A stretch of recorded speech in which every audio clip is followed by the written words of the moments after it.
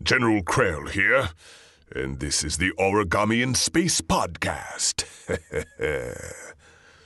And here are your hosts, Batil and Rice, and today with a very special guest, the Duchess of Mandalore, Anna Graves, and also Jessica. Hello. Mm-hmm. Oh, Jessica, you should have been greeted before myself. Oh, no. You before me. We've just never had a very special guest before, so I was just reading that off like that. So we do have some questions we'd like to ask you, each of us. Whoa. Wait a second. Nobody told me there'd be questions. It's in the fine print. Ah, drat. It's All a right, trap. let's do To another conversation you had, I heard that for your original audition, there was told to be some inspiration from the first Queen Elizabeth. And this actually made me think of the Duchess's fashion a little bit. Not fully, but the standard sort of peace lily ruff she wears a lot. That makes me think of Shakespeare. Is that true or not? You mean, are you talking specifically about her wardrobe? And some parts of it. Okay. Well, I will tell you, yes. In the original audition, it did say, like, Kate Blanchett was one of the recommended voice. Sometimes you'll get a piece of copy and it'll say, with a celebrity voice match similar to, or it'll make a suggestion or a reference to a character. And when I came in to do the callback, it was the same thing. And I love the film Elizabeth with Kate Blanchett. It's such a fantastic film, and her portrayal of Queen Elizabeth. So I definitely used a lot of her style and strength and character as part of the Duchess. And the Duchess, the way that especially the first 3 episodes where the Duchess and Obi-Wan are together a lot, the back and forth between the two of them, it's just so fabulous. Like the chemistry and it is very reminiscent of Leia and Han in Empire. And that was kind of what we were trying to capture. Excuse me. Sure. Think about the Duchess's wardrobe. It blends in with the various architecture of Mandalore, notably blue, which is associated with being a very modern color. Now, compared with the rest of all the other Mandalorian crowd members and the Prime Minister and whatever, she dresses very differently, in part to represent herself as part of the aristocracy. Yes. I'm sorry. I'm sorry. Don't choke on the podcast. Don't do it. And what were they trying in particular to do with her costume? You know what? Her wardrobe, it's so interesting because I was only showed a couple of drawings before I ever got to see the character in motion. I got to come do some pickup sessions for ADR, added lines here or there. And so it was never discussed with me what the inspiration was for her wardrobe, but I'm gonna bet that you actually made more points about it just then than I've ever talked to anyone at Lucasfilm about it, with the similarities between the Elizabethan and the royal and the regal type clothing, and as well as the colors that represent who she is in Mandalorian society. Mm-hmm. That also reminds me of, why are British type accents so prevalent in science fiction? Is it because Americans associate them as being foreign? Is that the problem? You know what? It could be. And I mean, Americans in general, I don't know an American that doesn't enjoy listening to a British accent, but it is interesting, especially in games and animation. It's intriguing to me when a spec will say, it doesn't necessarily have to be British, just a hint of British, which is very odd to me because I enjoy, one of the beautiful things about the UK is the different accents from region to region, and the different, you can tell where you're from depending on how you speak. And so if you're doing sort of a general Queen's English accent, it is pleasing to the American ear, I think. But and then you can always play it up with a little more character or a little more modernization of the accent and give it a real British accent. But yeah, I don't know. I mean, what do you guys think about that? About always hearing British accents, or especially in sci-fi? It's true. Mm-hmm. What do you guys think about that? It puts us in a different mood when we hear a foreign accent, and it also makes us think it's a different time, maybe, that everything's a little bit different, that if the standard accent were to be different, then the culture would be different, and it just sort of heightens our senses. Oh, it just heightens our senses. It heightens everything, every sense. Yeah, I totally agree with that. And it's interesting because, like, right now I'm at home, at least 2 episodes a night watching Firefly. I've seen Serenity like 20 times, and I never watched the whole series. So I'm watching Firefly at home, and I love that they speak English and Chinese, and that in the future is sort of those are the 2 main languages that come forward. But the fact that they tend to not just live like an old Western style life, but also get that, relaxed kind of attitude with their speech as well. And they're just digging right on in there and doing that old Western kind of thing. And it's really intriguing to me that is what they decided to do with that series. But I liked that it wasn't British. Yeah, because it's almost sort of gotten overused. Like, it seems a little bit. Mm-hmm. Like it's easier to use a standard accent than making up a whole new one. Like, whenever we hear a different accent, we have a tendency to try to categorize it into something. Like Sugi has been compared as sounding Russian, for example. Right. And the interesting thing about Star Wars and accents is when I'm handed a character, I will ask Dave Filoni, I say, is this character a specific race that's already been identified with a specific accent? So if there's already a planet or a region or a system that's sort of been recognized by fans and by the creators as having a specific accent, then I try to stick with that. With Sugi, it was never really, he was very open, and he said it was more like, hey, what do you do? What kind of voices do you like to do? And it was literally me and him. And I said, well, I took Russian in college, and I've been to Russia. I said, so what about a softer, more Eastern European, not necessarily Russian, but an Eastern European accent for her? I think that would be sassy and cool. And she's a badass chick that's not, bounty hunters are pretty neutral, but I think that a lot of the bounty hunters on this show in particular have a tendency to side with the bad side, dark side.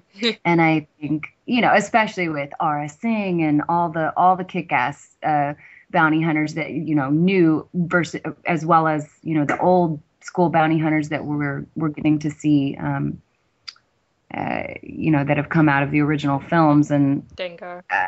Yeah, I mean, like Sugi's a cool chick. Mm-hmm. I would hang out with her if she'd let me. If she didn't kill you or held you at gunpoint. Right? Exactly. You never know what the bounty hunter will do, and as long as you don't mess with her ass too much, she won't kill you. True, but she was helping out the farmers, I believe. So, yeah. She did. She helped out the farmers, and was in a position where I think she does make her own. If she didn't like a gig, I don't think she'd take it just for the cash.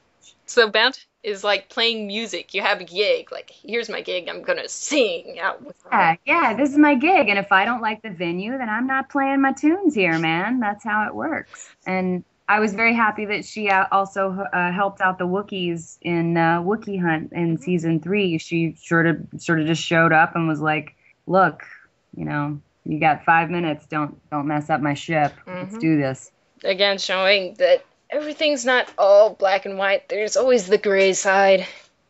Right, just a little bit. I know that the hardcore Star Wars fans probably like to keep it black and white, but I quite enjoy seeing the gray or the neutral or the middle or whatever you want to call it. I think it adds another level. And I really think Star Wars really is all about the gray zone. For example, I remember hearing that your favorite character is Han Solo, who's very much related to the gray zone. When we're first introduced to him, we sort of think he's sort of sketchy, right? Which is closer to the gray zone.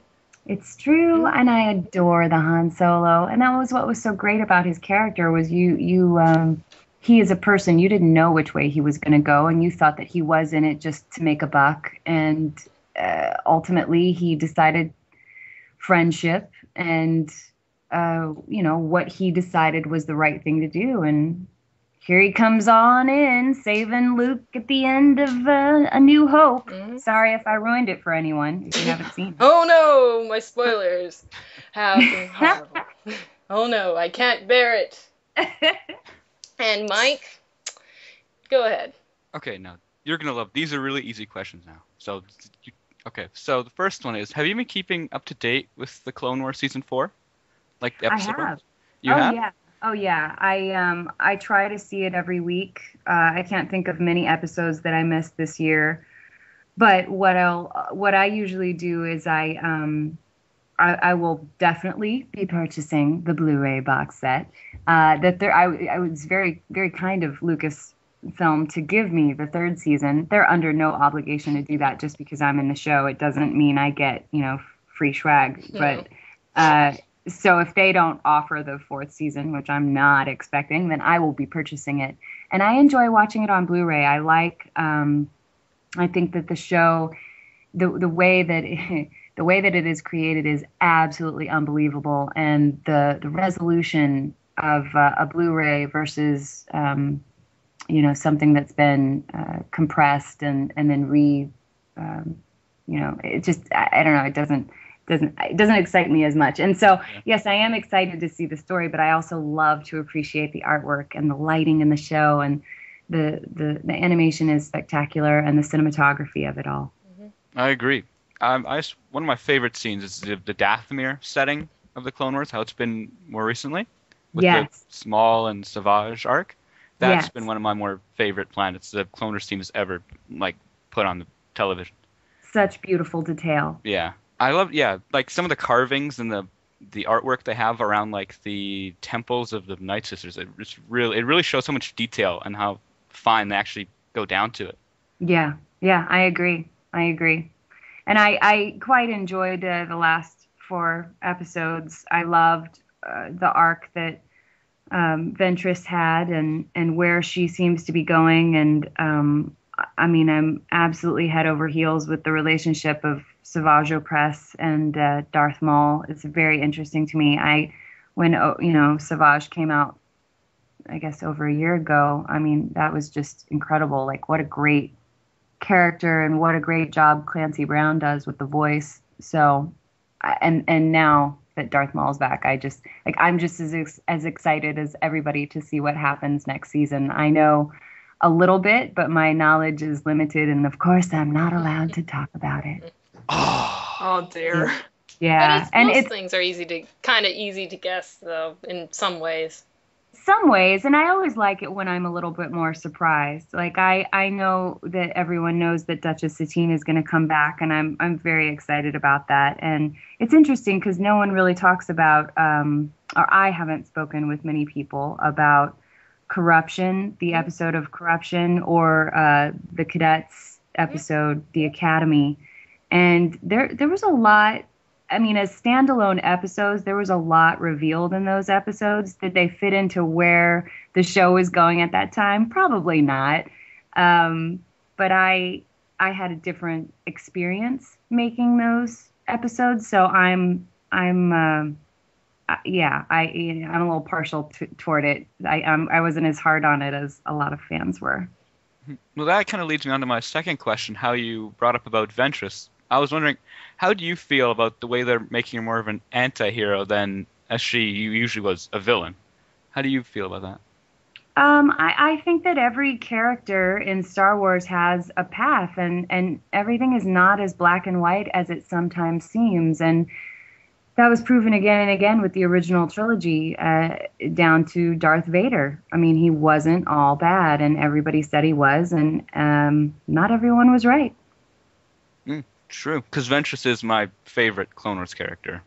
She's just great, and I was a little fearful for her, not to, I'm hoping everybody who's listening to your podcast at this point has seen the season finale, but there was that moment where I was fearful for her life a little bit, I can agree. Like when she was squaring off with Grievous, that. Yeah. Oh, yeah. Frick. Oh, yeah. I mean, well, a couple of times. And then what about when Savage and Darth Maul were on them, and Ventress and Obi-Wan are about to fly away, and she's like, faster would be better here. Obi-Wan and Ventress, they can take on Savage Maul any day. Yeah. No competition there. Well, I mean, you can't just wipe them out in one fight. What Right. fun would that be? You have to have many meetings and many battles and drama. We all love that drama that's going on there. Yeah, Of course. Why we watch movies. That's why we read books. Exactly. We love the drama. But then we want no drama in our lives. That's true. That's You ironic. called it there. You did. So my last question for you is, so I took it you've seen the Umbara arc, right? With General Krell, the clones. Oh, yes. I was wondering, how do you feel regarding Krell and how he views clones as just these soldiers with he just sees them as numbers, basically. How do you feel about that? Well, I mean, I personally was irritated with Krell from the very beginning, and it was really funny the way that the clones and the way that Rex, were trying to see his side of it and trying to think, well, he must have our best interest at heart, and he really didn't. The guy was just mean. And you know what? Some people you can't change their minds. If people have made up a decision in their own lives to be racist, let's compare it to race. Like Krell was racist against clones. That's what it was. And unfortunately, he could not be swayed to leave that extremist point of view. True. Yet Krell, he still remains to be one of my more favorite characters, because we never really seen a Jedi like him before. Like, he's more of like a dark Jedi, yet he's not completely on the dark side, like he's not a separatist. I thought that was unique. I agree with that he was definitely interesting, and he was a Jedi with a dark side. Mm-hmm. And so, no, I agree with you on that. And the dual sabers, those were... Right? No competition there. Like, I don't know. If somebody went up against him, it probably wouldn't end very well for them. Well, like you saw what happened to the clones. Yes. Poor clones. Yes. Well, I like the clones. I like the clones a lot, and I get sad every year at the end of the year when, you have to see that edited together of all the clones that passed away in this season, and you give them a little tribute, and you send them off on their way. And yet I remain to be a separatist. So, Jessica, you have some questions? Yeah, I just have a few for you, Anna Graves. Yes. So, what's been one of your most favorite moments of the Clone Wars so far? Yeah, you mean working on it or watching it? Just in general. Getting to work with this group of people, it's been pretty incredible. And I'd say my favorite part is getting to be a part of the creative process and talking to Dave Filoni and being handed a script and being given direction and being, given the creative freedom to explore how these characters are going to come to life. It's amazing. That's my favorite part. Mm-hmm, totally. And do you think in a situation, let's say like a Separatist invasion, do you think Satine would form up an army and join the Republic? I don't know. That's a good question. I think, Satine has the best, her best interest is her people's best interest. So would she finally say, okay, yay or nay, or move in a different direction than the position that she's been holding? I can't say. Of course, it will be more interesting of a story to see her have an arc like that, but we'll have to see how it'll play out and what will she do? Mm-hmm. Totally. I think. And excuse me. I think she would never join the Republic, but I think she might form a personal national guard to ward them off, because I think that fits better with her idea of neutrality. She would protect herself, but just like no, keep it. See? And that too is a very interesting path. I like it. And my last question is, it's common for bounty hunters to be only in it for themselves. What do you think made Sugi decide to live the life of an honorable bounty hunter? It probably had to do with her background and her upbringing. Her background was not really discussed. I have not gotten to discuss that with Dave. I'm sure he has his ideas about Sugi and why she stands for what she stands for. But see, now I just want to talk to him about it. So next time I go in to work on the show, I'll bring that up with him and see what he thinks. I think that it does have a lot to do with her background and her upbringing and what she has decided to dedicate her life to. Yes, she wants to be self-employed and be a bounty hunter, but I think she sees that as an opportunity to do some good. Is that what fuels every decision? Probably not. Let's just be honest. If somebody's going to rent her ship, depending on the gig, as we said, music. I don't know if she's going to necessarily be that black and white about it and say, oh, wait, who am I hurting or who am I helping here? Like, I could never see her working with, like, Cad Bane or anyone. Not so much, but I think that would be more of a personality conflict. Like, that would be a fun fight, too, to get them in the middle of a scuffle. I don't know. Because Cad Bane's one of my favorite characters. Yeah, Cad Bane. Oh, I know you like the Bane. But, no, Cad Bane and Sugi are not going to hang out. They're just two separate, they're strong personalities, and they would not get along.